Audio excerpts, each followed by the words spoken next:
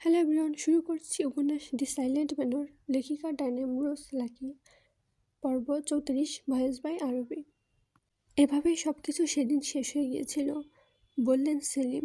উনি থেমে থেমে কেঁদে উঠল ভাঙা গলায়। সেই সাথে কাঁদলেন মীর, রাফিদ, আহির। রাতে বাবার সাথে সাথে যেন তাদের রাত বাড়ার সাথে সাথে যেন তাদের কষ্টগুলো বেড়ে যাচ্ছে। মীর চোখে জল মুছে সেলিমকে কান্না থামাতে বলল। আহির বলল, আমার খুব কষ্ট হচ্ছে সুফিয়ানের জন্য। তিনি জীবনে কিছুই পাননি, বরং হারাতে হারাতে একসময় নিজেকেও হারিয়ে গেছেন। কত জমা কষ্ট ছিল ওনার ভেতর। মীর আহিরের রেস্ট টেনে মর্মাহত কণ্ঠে বলল, আমারও তার জন্য কষ্ট হচ্ছে। একাধিক টানাপোড়েনে যেন সেদিন সুফিয়ান পড়েছিল। একদিকে গ্রাম, অন্যদিকে পরিবার হারানোর শোক। এরপর যুক্ত হলো বিষাক্ত ভালোবাসা, যে ভালোবাসাকে নিজের হাতে মেরে ফেলে নিজেই যেন নিজের মৃত্যু বয়ে আনলো। পরিবেশ নীরব হয়ে গেল, লণ্ঠন হাতে আলো নিভু নিভু। শীতের বাতাস কোন ফাঁকে থেকে হিম হিম করে ঘরের ভেতর প্রবেশ করছে। সেলিম উনার চাদরটা শক্ত করে পেঁচে নিলেন। প্রচণ্ড শীতটাও উনার বড্ড জল তেষ্টা পেল। আহিরকে দিয়ে বাধ্য হয়ে একটু জল চাইলেন সেলিম। আহির রান্নাঘর থেকে মাটির পাত্রে জল নিয়ে আসলো। সেলিম এক নিঃশ্বাসে খেয়ে ফেলল জলটুকু। দীর্ঘ ঘন ঘন শ্বাস ফেলে বলল, সুফিয়ান সেদিন তৃষ্ণার্ত ছিল, জলটুকু অবধি খেতে পারিনি। আমার তাই ভেবে ভীষণ কষ্ট হচ্ছে। যখনই সেই দিনের কথা ভাবি, আমি যেন অতীতে হারিয়ে যাই। মেয়ের কৌতূহল হয়ে বলল, আচ্ছা সেদিন সুফিয়ান কি বলতে চেয়েছিল, আর বিনতি বা কি উপহার দিতে চেয়েছিল? এক চোখা ব্যক্তি বা কোথায়? সেলিম ধীরে বলল, সুফিয়ান সেদিন কোন সত্যের কথা জানাতে চেয়েছিল তা আজ পর্যন্ত কেউ জানে না। বিনতি সেদিন কি উপহার দিতে চেয়েছিল তা আজ অবধি কেউ জানে না। আর এক চোখা ব্যক্তির খোঁজও কেউ পায়নি। নিস্তব্ধ শীতের রাত যেন নরম আধারের মোড়ানো একটি পৃথিবী। চারিদিকে জমে থাকা ঠান্ডা বাতাস ধীরে ধীরে নিঃশব্দে বয়ে যাচ্ছে, যেন তারাও শব্দ করতে ভালো লাগছে না। দূরের গাছগুলো দাঁড়িয়ে আছে স্তব্ধে, পাতারা কাঁপছে না। শুধু শীতের উপস্থিত অনুভব করানোর একটা অদৃশ্য নিঃশ্বাস ভাসছে বাতাসে। চাঁদের আলো খুব শান্ত, ধুলোহীন। আকাশে তারারাও আর স্পষ্ট হচ্ছে ধীরে ধীরে। সাদা আলো ছড়িয়ে মাটিতে চিকচিক করে তুলছে, যেন জমে থাকা শিশিরে লেপায় এক রূপালি চাদর। দূরে কোনো কুকুরের হালকা ডাক, কোথাও শুকনো ঘাসের হাওয়ার সামান্য সুরসুরানি। এই ক্ষুদ্র সরসর শব্দ এই ক্ষুদ্র শব্দগুলোই নিস্তব্ধতার গভীরতাকে আরও বাড়িয়ে দিচ্ছে আপাতত। শীতের কামড়ানো ঠান্ডা নিঃশ্বাস গায়ে লাগছে সেলিমের। তার হাত পা জমে আসতে চাইছে, অথচ নীরবতার মধ্যে এক অদ্ভুত শান্তি লুকিয়ে আছে যেন এই মুহূর্তে। চারিপাশের দুনিয়াটা ঘুমিয়ে আছে, শুধু রাত আর শীত মিলে তৈরি করেছে এক প্রশান্তি, নরম নিঃশব্দ আবরণ, যেখানে সময়ও যেন থমকে গেছে অতীতে। এই যে বিষাক্ত অতীত, যে এই অতীতের কিছু চিত্র যেন এখনো ধোঁয়াশা। কিছু প্রশ্নের উত্তর আজও মিলেনি, কিছু মানুষের খোঁজ আজও মিলছে না। বোধহয় দুনিয়াতে নেই তারা। না থাকুক, অন্ত লাশগুলোর খোঁজ পাওয়ার কথা পাইনি। দি সাইলেন্ট ম্যানর একজন রাখাল বাসিয়ালি আর একজন জমিদার কন্যার প্রেম পড়েছিল যেন গোটা জাতি। দূর দূর থেকে ভিনদেশিরা এসেছিল আলিমনগরে, সেই পরিত্যক্ত জমি রাজবাড়ি আর সুফিয়ান হায়দারের বাড়ি নিজ চোখে দেখতে। খোঁজ করার চেষ্টা করেছে নিখোঁজদের। সুফিয়ান হায়দারের শেষ অপ্রকাশ্য কথাগুলো জানতে চেয়েছে বিনতির সেই উপহারের কথা। পারেনি, আজও সেই সত্য জানতে পারেনি। সেলিম, রাফিদ তাদের জন্য চা বানাতে বলেছেন। রান্নাঘরে বাতাস ঢুকছে, মৃদু বাতাস। সেলিমের পা বাতাসে ঠান্ডা হয়ে গেছে। চুলার আগুন টিপটিপ করেছে, চায়ের জল ফুটছে, তবে পুরোপুরি চা পাতা দেওয়ার সময় হয়নি। সেলিম চুলায় পাতা দিয়ে জাল দিতে দিতে ভাবছে সুফিয়ান হায়দারের কথা। মানুষটা যেভাবে মারা গেছে, আজও তার স্মৃতি ভুলতে পারছে না। তার কৃতকর্ম যেন এখনও তাকে বাঁচিয়ে রেখেছে। তার লেখা একটা বই, দি সাইলেন্ট ম্যানর, তাকে নতুন করে প্রতি মুহূর্তে যেন জীবন্ত করে তোলে। যখনই কেউ বইটি পড়ার জন্য হাতে নেয়, তখনই সে যেন সুফিয়ান হায়দারের স্মৃতির পাতায় ডুবে যায়। মানুষটির কথা ভেবে আটকে উঠল সেলিমের আজ বড্ড মনটা উতলা হয়। কখনো সেই পুরোনো দিনে সেই কথাগুলো, মুহূর্তগুলো ভাবে না। আজ আহির তারা বাধ্য করেছে ভাবতে, মনে করতে। তারাও হয়তো কেঁদেছিল, খুব করে কেঁদেছিল। না কেঁদে উপায় আছে? যার কখনো চোখের জল জমে না সেও কাঁদে যখনই জানতে পারে সুফিয়ান হায়দার কীভাবে মারা গিয়েছিল। তার জীবনের শেষ মুহূর্তগুলো কীভাবে কেটেছে, তাকে কিভাবে বাধ্য করে একটি গ্রামকে মানবশূন্য করালো। যখনই কেউ সেই অনাকাঙ্ক্ষিত মুহূর্তগুলো মনে করে, তার চোখে যেন বাধা মানে না, আপনা আপনি জল গড়িয়ে পড়ে কষ্টে, যন্ত্রণায়। চা তৈরি করা শেষ, আহির তারা ঘরের সামনে বারান্দায় বসে আছে। সেলিম সেখানে নিয়ে আসে তাদের জন্য চা। তারা তখন সেলিমকে চা করতে বারণ করেছিল, কিন্তু সে শোনেনি। রাত 12টা নাগাদ সকালে সকলে বসে আছে বারান্দায়। সেলিম একটা পিঁড়ির উপর বসা। আহির সেলিমের দিকে তাকিয়ে আক্ষেপের সুরে বলল, সেদিন সুফিয়ান হায়দার সত্যিই দুনিয়া ছেড়েছিল। সেলিম মাটির দিকে চেয়ে চোখের জল মুছে দীর্ঘ একটা শ্বাস ছাড়ল। আহিরের প্রশ্ন শুনে প্রথম জবাবে দীর্ঘশ্বাস ফেলল, এরপর বলল, চলে যান সেদিন। তার বোন, 4 জন, সে চোর তারা কোথায়? রশিদ তালুকদার কোথায়? কুদ্দুস? মীর প্রশ্ন করল। সেলিম বলল, সুফিয়ান হায়দারের মৃত্যুর 19 দিন পর রশিদ তালুকদার মারা যান। সন্তান হারানোর শোক, নিজের হাতে বন্ধুর ও সন্তানকে খুন, অপরাধের অনুশোচনায় ধীরে ধীরে শেষ হয়ে গিয়েছিলেন। তার মৃত্যুর দিনটা ছিল কুদ্দুসের কাছে সবচেয়ে কষ্টদায়ক। দুজন কত হাসি খুশি ছিলেন, আনন্দ করতেন। সারাদিন কুদ্দুস রশিদ তালুকদারের সাথে থাকতেন। যেদিন রশিদ তালুকদার মারা যান, সেদিন কুদ্দুস রশিদ তালুকদারের পা টিপতে টিপতে সেখানেই ঘুমিয়ে যান।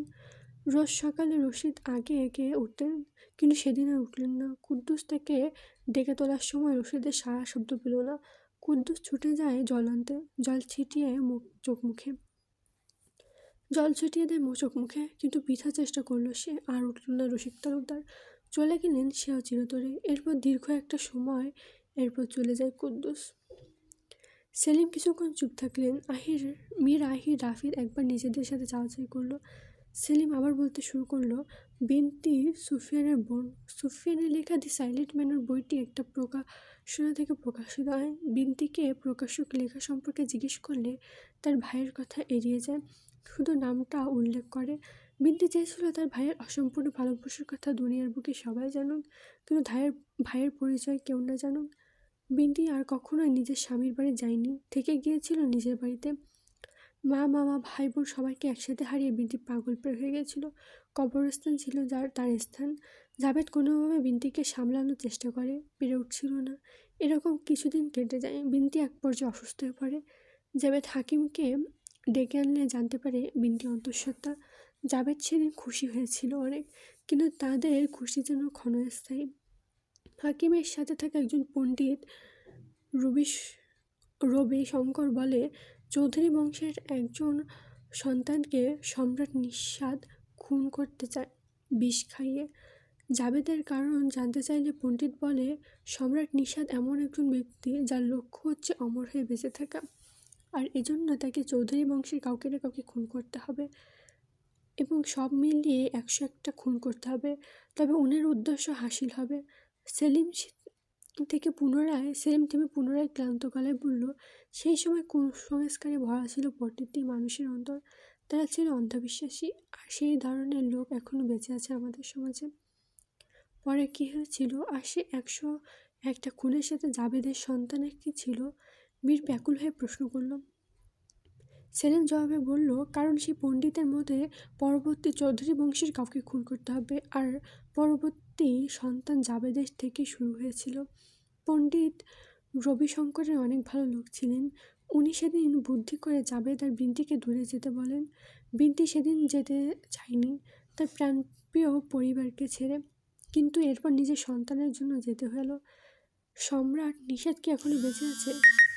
আহির জিজ্ঞেস করল। উনি বেঁচে না থাকলেও ওনার বংশধরের কেউ না কেউ হয়তো নিশ্চয় আছেন। শুনেছি ওনার ছেলে এখনও বেঁচে আছেন, আর তার লক্ষ্য ঠিক তার বাবার মতোই 101টা খুন করা। আর সেই জাবেদ চৌধুরীর বংশের কেউ কি এখনও বেঁচে আছেন? বলল রাফিদ। সেলিমে একটু নড়েচড়ে বসল সাবধানে। সেকেন্ডকে চুপ থাকলেন। তিনি আবিষ্কার করলেন তাদের আশেপাশে কেউ আছে, লুকিয়ে বোধহয় তাদের কথা শুনছে। সে সতর্কতার সাথে চারিপাশে তাকালেন তীক্ষ্ণ দৃষ্টিতে। হঠাৎ কেমন যেন বাড়িটা থমকে গেল মনে হলো। তবুও তার ভাবনা আহিরদের বলল না, নিজের ভাবনা নিজের মধ্যে দাফন দিল। তার নীরবতা দেখে মীর তার দিকে ঝুঁকে বলল, চুপ করে আছেন যে? সেলিম বলল, জাবেদ চৌধুরী পরবর্তী বংশধরের মধ্যে আমজাদ চৌধুরী বেঁচে আছেন। বাক্যটি রাফিদ, মীর এবং আহিরের আশেপাশে প্রতিধ্বনিত হলো বারবার। রাফিদ বসা থেকে আশ্চর্যজনকভাবে উঠে দাঁড়ালো। মীর হকচকিয়ে হলো বেশ। আহির ফিস ফিস করে বলল, আমজাদ চৌধুরী জাভেদ চৌধুরীর বংশধর। আশ্চর্য শব্দটি আহির নিজের মধ্যে রাখল। মীর ভ্রুকুচকে বলল, তার মানে এতদিন আমরা আমাদের প্রশ্নের জবাবের সান্নিকটে ছিলাম, কিন্তু আঙ্কেল কেন সবসময় সুফিয়ান হায়দার এবং দি সাইলেন্ট ম্যানের বইটির বিষয়ে এড়িয়ে যেতেন? উনি তো সব কিছু জানার কথা। আমাদের কেন বলতেন না এসব কাল্পনিক? এসব কাল্পনিক? রাফিদ নীরবে নিভৃতে শুধু মীর আর আহিরের দিকে চেয়ে তাকাচ্ছে। মীর রাফিদের দিকে তাকিয়ে বলল, তোরাও সেই জাভেদ চৌধুরীর বংশধর? রাফিদ প্রথম উত্তরে শুনে ঢোক গেল, এরপর জবাবে বলল, আমি তো শুনে অবাক। যদি তাই হবে তবে বাবা কেন সবসময় দি সাইলেন্ট ম্যানের বইটি সম্পর্কে এড়িয়ে যেতেন? হয়তো সম্রাট নিষাদের বংশধরের জন্য। উনি হয়তো চাননি তার সঠিক পরিচয় কেউ জানুক। জানলে হয়তো তার সন্তান অর্থাৎ তোর উপর আক্রমণ করতে আসতে পারে। কথাগুলো বলল আহির। মীর তার কথা সূত্র ধরে বলল, হ্যাঁ সেটাই হবে। মীর থেমে ঠোঁট ফিকি হাসি নিয়ে বলল, ভাবতেই অবাক হচ্ছি যে সেই সুফিয়ান হায়দারের নিকটতম আত্মীয় আমরা। যে রহস্যের জাল আমরা খুঁজতেছি সেই জালে আমরা আগে থেকে জড়িত। আহির বলল, তোরা সব কিছুতেই আনন্দ না, এখন কি কাঁদবো? মীর বলে হাতে সিগারেট তুলে নিল। আহির নির্বাক কণ্ঠে বলল, আমার তো ভেবে কষ্ট হচ্ছে, এই ভেবে কত কষ্টে সুফিয়ান হায়দার জীবন ত্যাগ করলো। ফার্দিনান্দ নিরাপদ হওয়ার সত্ত্বেও ভালোবাসার জন্য জীবন উৎসর্গ করলো। সুফিয়ান শত শত গ্রামবাসীদের বাঁচাতে নিজের ভালোবাসাকে কোরবানি করলো। কষ্ট হচ্ছে ভেবে। আহির স্তব্ধ হয়ে গেল। বারান্দার পাশে বসলো। রাতের গভীরতা বাড়বার সাথে সাথে যেন তাদের যন্ত্রণাগুলো বেড়ে যাচ্ছে। রাফিদ এসেও পাশে বসলো। অসুখী ভাব নিয়ে রাফিদ বলল, আমি সিন্ধুতলি গ্রামে যেতে চাই। সুফিয়ান হায়দারের বাড়িটি একবার দর্শন করতে চাই। আমিও যেতে চাই, এবং আমাদের সেই অসবধারীকে সুফিয়ান হায়দারের খোঁজ দিতে হবে। হয়তো সিন্ধুতলি গ্রামে তাদের কবর। আহির বাক্যটুকু বলে কাঁধপাশ করে রাফিদকে দেখল। মীর এসে তাদের সাথে সহমত পোষণ করলো, হ্যাঁ আমরা সবাই যাব সিন্ধুতলি গ্রামে। সেলিম এসে দাঁড়ালো তাদের পাশে। মীরকে কঠিন দৃষ্টিতে পর্যবেক্ষণ করে বলল, যাও দেখে এসো সেই কবর, দেখে এসো সিন্ধুতলি। মীর তাৎক্ষণিক কিছু একটা ভেবে সেলিমকে বলল, আচ্ছা ব্রিটিশ দল যদি আলিমনগর দখল করে থাকে তবে আজকের আলিমনগর কীভাবে দাঁড়িয়ে আছে? সেলিম হতাশ হলেন। এরপর এরপর মুহূর্তে স্তব্ধ হয়ে বললেন, ব্রিটিশরা শেষ অবধি আর গ্রাম দখল করতে পারেনি। রশিদ তালুকদার আর সুফিয়ান হায়দারের মৃত্যুর পর হঠাৎ করে যেন গ্রামবাসীরা উত্তাপ হয়ে উঠেছিল। সবাই একত্রিত হয়ে গ্রামকে ব্রিটিশ মুক্ত করতে সক্ষম হয়। অবশ্য এতে করে অনেক গ্রামবাসী প্রাণ হারিয়েছিল। বিনিময়ে সফল হয় তারা। এরপর পুরোপুরি ভারতবর্ষীয় স্বাধীন হয়ে মহাত্মা গান্ধীজি ব্রিটিশেরা হারিয়ে যায় চিরতরে। পরিবেশ শান্ত। সেলিম বারান্দা থেকে নেমে গরুর ঘরটির দিকে দেখলেন। চাঁদনির আলোর ধারে চারিপাশে তাকালেন। কিছুক্ষণ আগের অজানা কারোর উপস্থিতি তাকে নতুন করে ভাবনার গ্রাস করে নিয়েছে। তার ধারণা কখনো ভুল হয় না, আজ হয়নি। নিশ্চয়ই কেউ ছিল, কিন্তু কে? কেন তাদের কথা আড়াল থেকে শুনছিল? প্রশ্নের উত্তর মিলছে না। তার চাহনি দেখে মীর তার দিকে এগিয়ে এলো। জিজ্ঞেস করলো, কি দেখছেন? কিছু হয়েছে? না, তোমাদের অসুখগুলো দেখছিলাম। তোমরা কখন যাবে সিন্ধুতলি? মীরের প্রশ্ন এড়িয়ে গেলেন সেলিম। আমরা আগামীকালই যাব। খুব সকালে বের হতে হবে। তাই করো। এখন ঘরে চলো সবাই, বাইরে থেকো না। সেলিমের কণ্ঠে রহস্যময় শিথিলতা। থেমে আবার বলল, কখনো তোমরা পশ্চিম পাড়া শেষ সীমাতে গিয়েছিলে? মীর কপাল ভাঁজ করলো। রাফিদ বারান্দা থেকে জবাব দিল, ভুলে গেছিস? তুই আর আমি গিয়েছিলাম, তো মনে নেই? আমি সেতু থেকে পড়ে গিয়েছিলাম। রাফিদের তির্যক শব্দে মীর মনে পড়ল পশ্চিম পাড়ার কথা। সেইখানে হৃদের উপর দাঁড়িয়েছিল একটা পরিত্যক্ত রাজবাড়ি। সেলিম তখন বলল, সেখানে নিশ্চয়ই পরিত্যক্ত কোনো রাজবাড়ি দেখেছ? মীর সন্নিকটে এসে বলল, কিন্তু এই প্রশ্ন আমাকে করছেন কেন? সেলিম স্থান ত্যাগ করলো। ধীর পায়ে মীরের অশ্ব অগ্নিলের কাছে ঘেঁষে বলল, সেটি পরিত্যক্ত তালুকদার বাড়ি।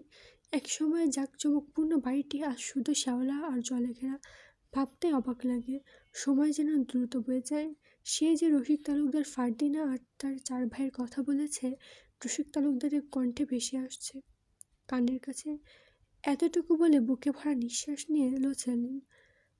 আজ যে শুধু তার কথা বলার দিন, তখন থেকেই তিনি বলে যাচ্ছেন, বাকিটা শুনছেন।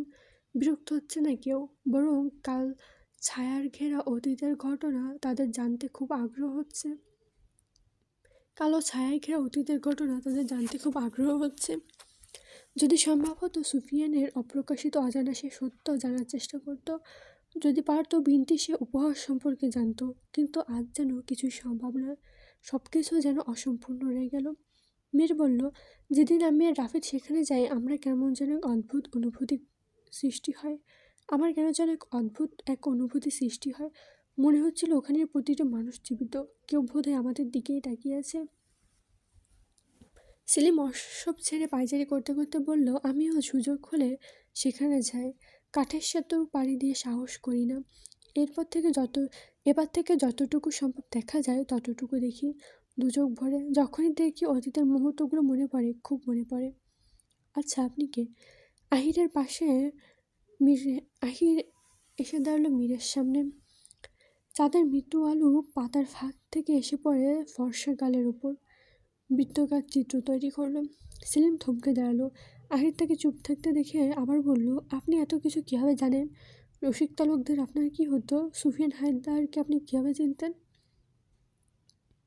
সেলিমের মুখে বিব্রতিকর পরিস্থিতির একটি ছাপ ফুটে উঠল। সে বলল, আমি কে সেটা জানার কি খুব জরুরি? আহির হেসে প্রথমে উড়িয়ে দিয়ে প্রশ্নটি, বলল, আমরা শুধু বইটি সম্পর্কে কাহিনী জানতে চেয়েছিলাম, জেনেছি। এখন আপনার পরিচয় জেনে কী করব? তবু আহির তার বক্তব্য মাঝপথে থামিয়ে দিল। সেলিম বলল, জানতে যখন চাইছো তখন না বলে উপায় কি? সোলেমান, সুফিয়ান হায়দারের বিশ্বস্ত 4 চোরের মধ্যে একজন। তিনি ছিলেন আমার দাদা। তার কাছ থেকে আমি সব কিছু জানতে পারি। আমি আমার 15 বছর বয়সে আমার বাবার থেকে এসব ঘটনা শুনেছিলাম। শুধু কানে শুনেই কল্পনার জগতে বিচরণ করেছিলাম সুফিয়ান হায়দারকে। এখন হয়তো প্রশ্ন জাগতে পারে, তখনকার সমস্ত ঘটনা এখনও মনে আছে কীভাবে? মনে রেখেছি, তাই মনে আছে। বয়স অনেক হয়েছে, হয়তো দেখে বোঝা যাচ্ছে না। এটা আল্লাহর রহমত, উনি এখন আমাকে বাঁচিয়ে রেখেছেন। বোধহয় তোমাদের দি সাইলেন্ট ম্যানের বইটি সম্পর্কে জানানো বাকি ছিল আমার, এজন্যই। সেলিমের চোখে জল এসে ঠেকেছে, এক্ষুনি গাল বেয়ে টপ টপ করে পড়তে শুরু করবে। তার ব্যাকুলতার মিশ্রিত মুখটি দেখে মীর তার সান্নিকটে এসে দাঁড়ালো। রাফিদ বলল, আপনি কতটা তাদের ভালোবাসেন তা বোঝা যাচ্ছে। সুফিয়ান হায়দার ছিল একজন দরদি ব্যক্তি। যখন তিনি ছোট ছিলেন তখন তার গ্রামের গরিবদের আড়ালে আড়ালে দান করত, নিজে না খেয়ে অন্যদের খাওয়াতো, নিজের প্রাণের ঝুঁকি নিয়ে অন্যদের জীবন রক্ষাতে ঝাঁপিয়ে পড়ত। চারজন চোর, যাদের ভালো এবং সৎপথে আনার জন্য তার আপ্রাণ চেষ্টা ছিল। শেষমেশ সে সফল হলেও নিজেকে যেন জীবন উৎসর্গ করতে হয়েছিল। সেলিম থেমে যান। সেকেন্ড কয়েকের বিরক্তি নিয়ে আবার বলল, আমি এখনও যাই সিন্ধুতলি, তার কবর জিয়ারত করে আসি। কখনো যেন তাকে জিজ্ঞেস করতে ইচ্ছা করে, কেন এভাবে সেদিন হারিয়ে গেছিলেন। বুক ভরা কষ্ট নিয়ে বিদায় নেওয়ার খুব কি দরকার ছিল? শীতের সকালের আকাশটা যেন একটি বেশি নিস্তব্ধ থাকে। ভোরের আলো ঠিক মতো ফোটার আগে হালকা কুয়াশা চারপাশে ঢেকে রাখে, যেন পৃথিবীকে নিজের উষ্ণতার একটা সাদা চাদরে জড়িয়ে নেয়। গাছের ডালে ডালে জমে থাকা শিশির প্রথম রোদ পড়তেই তারা কাচের মতো চিকচিক করে ওঠে। গ্রামের পথে হাঁটলে দেখা যায় মাঠে এখনো অন্ধকারের শেষ রেশ। ভোরের কুয়াশা মনে হয় রাত এখনো পুরোপুরি যায়নি। কৃষকেরা ধীরে ধীরে বেরোতে শুরু করেছে, কারো কাঁধে কোদাল, কারো হাতে লণ্ঠন। তাদের নিঃশ্বাস থেকেও বের হচ্ছে ছোট ছোট ধোঁয়ার মতো বাষ্প। আহির তারা সেলিমের থেকে বিদায় নিয়ে সিন্ধুতলি গ্রামের উদ্দেশ্যে রওনা হয় ঘন্টা 3 আগে। বনজুরি এলাকা পার হয়ে সিন্ধুতলি গ্রামের পথ ধরে তারা। জানা যায় সিন্ধুতলি গ্রাম এখন আর কেউ গ্রাম বলে আখ্যায়িত করে না। শহরের কাছাকাছি ছিল গ্রামটি, হয়তো হায়দারবাড়ি থেকে এখন শহরের জ্ঞান আসে, গাড়ির হর্ন আসে, নেই আর বোধহয় নিস্তব্ধ বাড়িটি। রাস্তার চারিপাশে ছোট ছোট জমিতে শাকসবজি চাষ করা, মূলা, ধনেপাতা, ফুলকপি সকালে শিশিরে ভিজে চকচক করছে। আরও কিছু দূর পথ এগোতে রাস্তায় একটু চওড়া হয়। কাঁচা পথ সরে সরে ইট বিছানো পাকা পথ রাস্তায় মিশে আছে। কুয়াশা ধীরে ধীরে পাতলা হয়, আর দূর থেকে ভেসে আসছে মোটরসাইকেলের শব্দ। গ্রামের শান্তির সঙ্গে শহরমুখী তাড়াহুড়োর প্রথম মেলবন্ধন এখান থেকেই শুরু। আরও সামনের পথ বাড়াতে থাকলেও বাড়িঘর ঘন হতে থাকে। ছোট ছোট চায়ের দোকান, গ্যারেজ, মুদি দোকান সব মিলিয়ে পরিবেশটা শহরের গন্ধ পেতে শুরু করে। রাস্তায় গরু ছাগলের আনাগোনা কমে যায়, বদৌলতে বাড়ে ট্রেনের শব্দ। দোকানের সামনে লোকজন দাঁড়িয়ে চা খাচ্ছে, পত্রিকা পড়ে, কেউ বা আবার কাঁধের তারায় দ্রুত গতিতে হেঁটে চলেছে। তারা থামলো একটি টং দোকানের সামনে। আহির অশ্বপ থেকে নেমে দোকানে গিয়ে টং চা চাইল 3 কাপ। আহির হেঁটে কিছুটা সামনে এগিয়ে এলো। ঠিকানা অনুযায়ী তারা পৌঁছেছে ঠিকই, কিন্তু এই পথে এসে যেন খানিকটা বিভ্রান্ত হলো। আশেপাশে তাকালে একজন বয়স্ক লোককে পত্রিকা বিক্রি করতে দেখলেন। ওনার দিকে এগিয়ে গেল আহির। বিক্রেতা বলল, পত্রিকা দরকার? আহির ইতস্তত বোধ করে বলল, না, তবে সংবাদ জানতে এসেছি। সেই সংবাদ পত্রিকায় নেই। কিসের সংবাদ বলুন? সুফিয়ান হায়দার নামে কি কাউকে চিনেন? সিলমন হায়দার, সিন্ধুতলি গ্রাম। বিক্রেতা নিশ্চুপ থাকলেন কিছুক্ষণ, মুখটা গম্ভীর করে বললেন, চিনি, কিন্তু তারা এখন আর কেউ বেঁচে নেই। আপনি বলতে পারবেন তাদের বাড়িটা কোন দিকে? বিক্রেতা হাতের ইশারার একদিক দেখিয়ে দিল। শহরের পার্শ্ববর্তী এলাকা হলেও বাড়িটি ঘেরা লতাপাতা আর শ্যাওলায় যেন। দূর থেকে দেখে আপাতত এতটুকু বোঝা যাচ্ছে। এগিয়ে গেল তারা বাড়িটির দিকে। বিশাল ঘেরাও করা প্রাচীর, মূল গেটের সামনে একজন দারোয়ান দাঁড়িয়েছে। ওনার অনুমতি নিয়ে তারা ভেতরে প্রবেশ করলো। অনেক পর্যটক দেখা যাচ্ছে ভেতরে, একে অপরের সাথে বাড়িটি দেখিয়ে আলোচনা করছে। কেউ নোট হাতে কিছু লিখছে। আহির তারা ঘুরে ঘুরে বাড়িটির বাইরের দৃশ্য দেখছে। নিঃশব্দে আড়াল থেকে পরিত্যক্ত হায়দার বাড়িটি যেন তাদের পানে চেয়ে আছে, যেন কিছু বলতে চায়। অপ্রকাশিত অনুভূতিগুলো প্রকাশ করতে পারছে না। কতগুলো ব্যথা জমেছিল যেন পুরনো বাড়িটি জুড়ে। আজ কেমন শূন্য ইট পাথরে খোদাই করা যন্ত্রণাগুলো। আশেপাশে পর্যটকরা কথার শব্দে চারিদিকে জমিয়ে রাখলেও যেন বাড়িটির নিস্তব্ধতা কাটছে না। এই নীরবতা যেন কোনদিন কেটে যাওয়ার নয়। ঘুরে ঘুরে তারা বাড়িটির কবরস্থানের দিকে গেল। পরপর 7টা কবর। প্রথম কবরটির সমাধিতে খোদাই করে লেখা তায়েবা বেগম, নিশ্চয় সুফিয়ানের দাদি। এরপর লেখা তার দাদা, বাবা এবং মা বোনের নাম। শেষ দুটো কবরের কাছে এসে তারা থমকে দাঁড়ায়।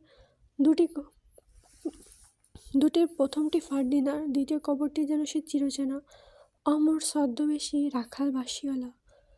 সমাধিফলকে স্পষ্ট লেখা, মরহুম সুফিয়ান হায়দার, পিতা মৃত সিলমন হায়দার, জন্ম 14 ফেব্রুয়ারি 1839, 1 ফাল্গুন 1245, মৃত্যু 14 ফেব্রুয়ারি 1871, 1 ফাল্গুন 1277 বঙ্গাব্দ।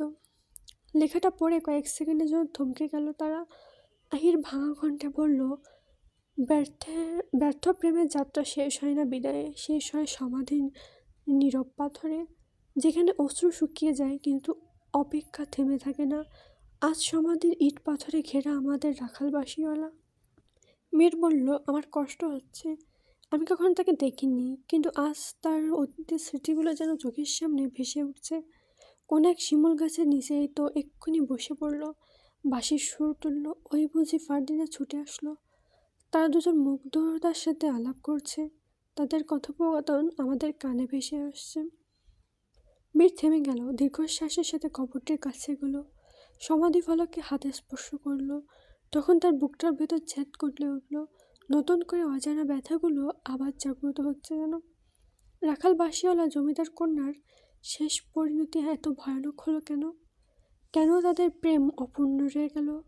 ফার্দিনা সুফিয়ানের মৃত্যুর কারণ হলো কেন? ফার্দিনা সুফিয়ানের করুণ মৃত্যু কেন হলো? যদি তাদের প্রেম সেদিন সফল হতো, পূর্ণতা পেত, তবে আজ বোধহয় ওদের বংশধরের সাথে দেখা হতো। মীরের কণ্ঠে আক্ষেপের সুর। আক্ষেপটা থেকে যাবে। আশেপাশে সবাই যেন আক্ষেপের সুরে দেখছে কবরটি। মনে হচ্ছে মাটির ঘরে শায়িত মানুষটি জীবিত। একজন জীবিত ব্যক্তিকেই মানুষ আগ্রহ নিয়ে দেখে। মৃতদের না, আজ তারা ছদ্মবেশী এক রাখালের কবর দেখছে তীব্র আগ্রহ নিয়ে। আহির 2 পা কবরের দিকে এগিয়ে বলল, আমরা কবর জিয়ারত করি, এরপর তার ঘরের দিকে ঢোকার চেষ্টা করি। তার স্মৃতির মাখা কত কি পড়ে আছে, আমরা সেগুলো ছুঁয়ে দেখব। রাফিদ আহিরের সাথে রেস্ট টেনে বলল, চল কবর জিয়ারত করি, ভেতরে যাই। তার কবর জিয়ারত শেষে জমিদার বাড়ির ভেতরে প্রবেশ করে। ঘরের প্রবেশের মূল দরজার সামনে একজন পর্যটক গাইড বসা। উনি আহিরদের বাধা দিয়ে বললেন, ভেতরে প্রবেশ করা বারণ, আইনগতভাবে নিষিদ্ধ। আহির কিছুক্ষণ থ হয়ে দাঁড়ালো, এরপর পকেট থেকে একটা কার্ড বের করে ভদ্রলোককে দেখালো। লোকটি কার্ড দেখে বলল, আপনি গোয়েন্দা? দরকার, এখানে এসেছি, ঘরের ভেতর প্রবেশ করতে হবে। আহিরের কণ্ঠের দৃঢ়তা। গাইড তাদের 3 জনের দিকে পরপর তাকিয়ে ভেতরে প্রবেশের অনুমতি দিলেন এবং সাথে নিজেও ঢুকলেন। স্তব্ধ নির্জন পড়ে থাকা হায়দার বাড়ি আজ যেন ধুলোয় মোড়া।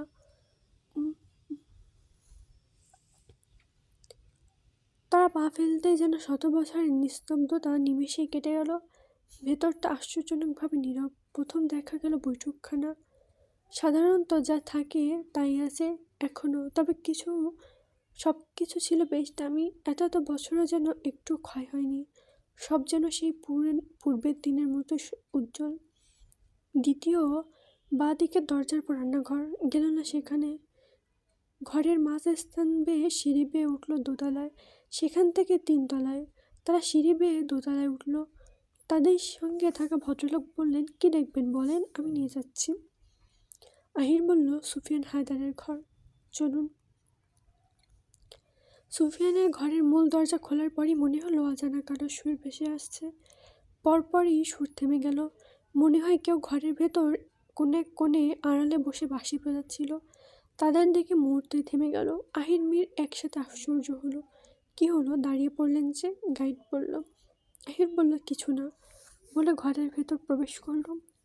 সুফিয়ান এর সেই বিছানা, সেই আলমারি, সেই চাকচিক্য ঘর, সব যেন অক্ষয়। ঘরের মেঝেতে যেন পড়ে আছে তার পায়ের ছাপ।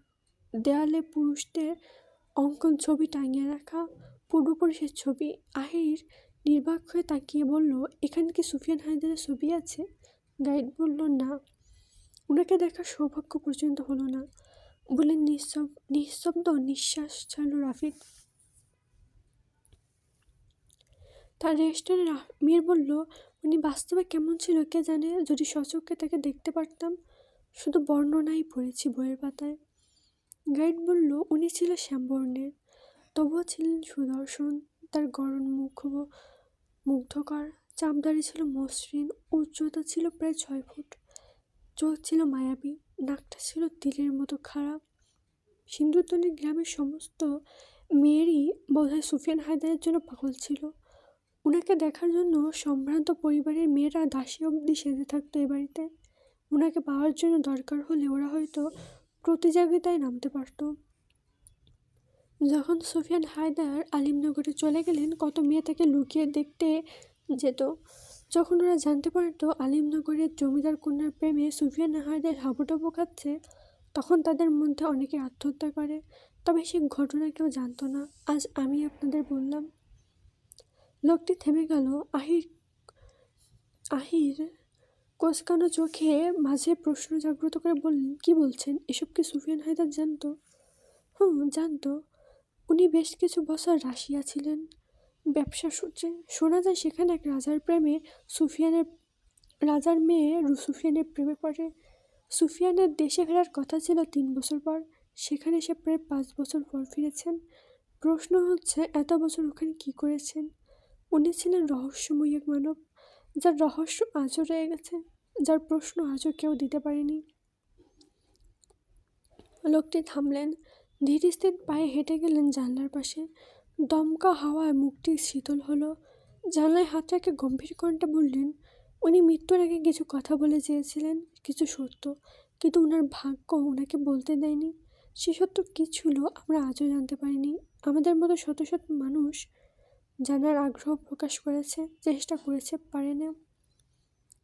লোকটি বক্তব্যের কাছে ঘরটি নীরব হয়ে গেল। হঠাৎ যেন বাতাসও থেমে গেল। আহির মীর রাফিদ ঘুরে ঘুরে ঘরটি দেখছে। এটা ওটা ছুঁয়ে দিচ্ছে। যে মানুষটি বহু বছর আগে দুনিয়া ছেড়ে চলে গেছে, তার ঘরটি এখনো দাঁড়িয়ে আছে, ইট পাথরের ঘেরে একটি সাধারণ ঘর। বাইরে থেকে দেখলে বিশেষ কিছু নাই, তবু এই ঘরটি যেন সময়ের আটকে রেখেছে। মানুষ চলে যায়, কিন্তু জায়গা থেকে যায়, স্মৃতি নাড়াচড়া করে, নিঃশ্বাস ফেলে। সুফিয়ান হায়দার দুনিয়াতে নেই, অথচ তার ঘরটি এখনো পড়ে আছে। ভেতরটা দেখলে মনে হয় এখানে কেউ নেই, আবার মনে হয় কেউ আছে। ঘরটি পরিষ্কার, যত্নে রাখা, ধুলে জমতে দেওয়া হয়নি, যেন কেউ এখানে ফিরে আসতে পারে। বিছানাটা গুছানো, জানলাটা ঠিকঠাক খোলা, তবু এক অদ্ভুত নিস্তব্ধতা ঘরের ভেতর ছড়িয়ে আছে। এই নীরবতা কোনো ফাঁকা ঘরের নীরবতা নয়, বরং এক স্মৃতিভরা নীরবতা। চারিপাশে তার উপস্থিতির ছাপ, দেওয়ালে ঝুলে থাকা পুরনো ক্যালেন্ডার, কোণের টেবিলে রাখা কিছু বই, জানলার পাশে দাঁড়িয়ে থাকা একটা চেয়ার, সব কিছু যেন কথা বলছে। মনে হয় তিনি এইমাত্র উঠে গেলেন, একটু পরে ফিরে আসবেন। সময় এখানে এগোয় না, শুধু অপেক্ষা করে। এই ঘর পরিত্যক্ত নয়, যদিও মানুষ থাকে না, ঘরের ভেতর দেখাশোনার লোক আছে, কিন্তু তার চেয়েও বেশি আছে ভালোবাসা। যিনি ঘরের ভেতরের অংশে দায়িত্বে আছেন, তিনি নিয়ম করে এসে ঘর দেখে যায়, আলো জ্বালায়, জানলা খুলে দেয়, যেন ঘরটিকে জানিয়ে দেয় সুফিয়ানকে ভুলে যাওয়া হয়নি। সবচেয়ে ভারী লাগে নিস্তব্ধতা। শব্দ নেই, অথচ মনে হয় অনেক কথা জমে আছে। সুফিয়ানের হাসি, দীর্ঘশ্বাস, রাতে জাগা চিন্তা, সবাই দেয়ালের ভেতর আটকে আছে। এই ঘরে সাক্ষী হয়েছে একটা জীবনের, যে জীবন শেষ হয়ে গেছে কিন্তু মুছে যায়নি। সুফিয়ান হায়দার নেই, তার ঘর আছে। আর যতদিন এই ঘর দাঁড়িয়ে থাকবে, ততদিন তার স্মৃতিও বেঁচে থাকবে। কিন্তু মানুষ শরীর নিয়ে চলে যায়, কিন্তু রেখে যায় এমন ঘর, এমন স্মৃতি, এমন কৃতকর্ম, যেখানে সময়ও মাথা নত করে দাঁড়িয়ে থাকে। আজ এই পর্যন্তই, পরবর্তী পর্ব নিয়ে আসবো খুব দ্রুত। এতক্ষণ ধৈর্য ধরে শোনার জন্য ধন্যবাদ।